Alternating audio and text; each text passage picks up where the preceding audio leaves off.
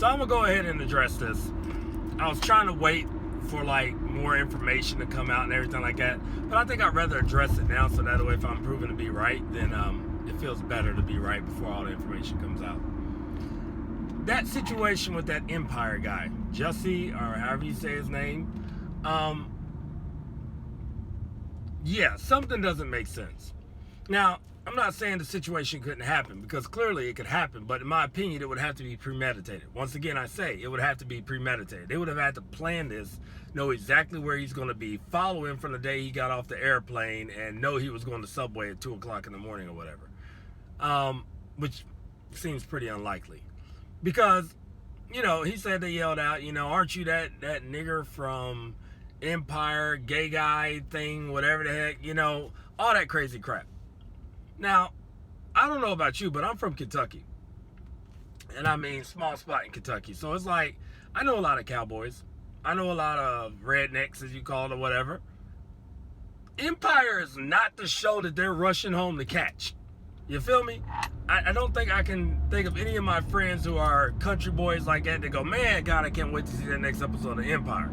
Game of Thrones, maybe. Empire, not so much. So, how the heck would they know who he was?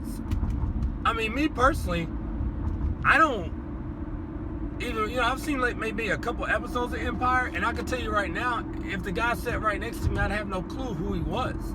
I wouldn't be like, oh shoot, the Empire guy. I'd have no idea. But you're telling me that these country redneck dudes who just happened to be riding around with a rope in their car knew who he was.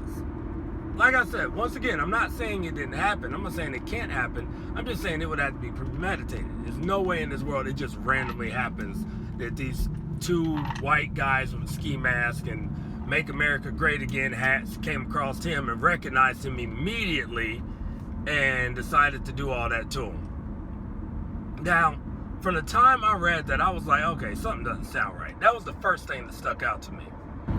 And you know what it reminded me of? It reminded me of those swimmers.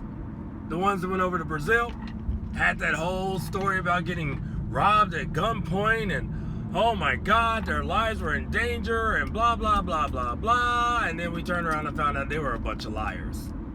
Yeah. So see, it's not a black or white thing, because them white boys lied their butts off talking about they got robbed, and well, they didn't.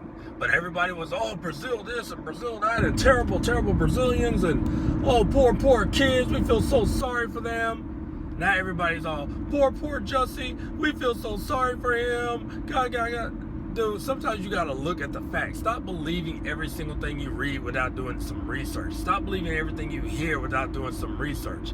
Because when you really think about it, it's not making sense.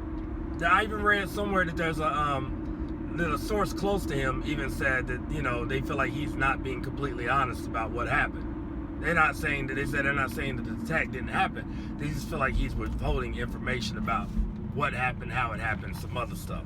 So see, it's not just me. But I see so many people on Facebook jump to conclusions, and they're so ready to defend people and, back up people and see, that's that magma stuff. This is all Donald Trump's fault and blah, blah, blah, blah, blah. And it's like, they supposedly yell, this is magma country, as they ran away. I don't know about you. I don't know if you've ever been jumped. I've been jumped. I've been jumped, and I've been in plenty of fights. I don't hear crap. When you got beat to the point that your ribs are fractured and you're laying there bleeding, the last thing you're doing is picking up on the dialect and the words being said by your attackers. Hey, let's go to Burger King. So when the cops show up, you can be like, hey, I think they're with the Burger King. Everything's a blur. Everything's a blur.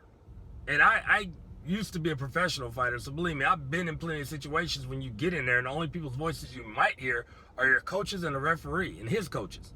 Thousands of people have to watch it, but you can't hear a word. You can't hear nothing. So to sit there and say that he heard them yell, this is magma country, but then turns around and tells the cops that they never said that, something's not right. But stop jumping to conclusions, because in the end, telling half the truth is telling a complete lie. You can't tell half the truth. You got to tell the whole thing. If you're going to talk about what happened, talk about what happened.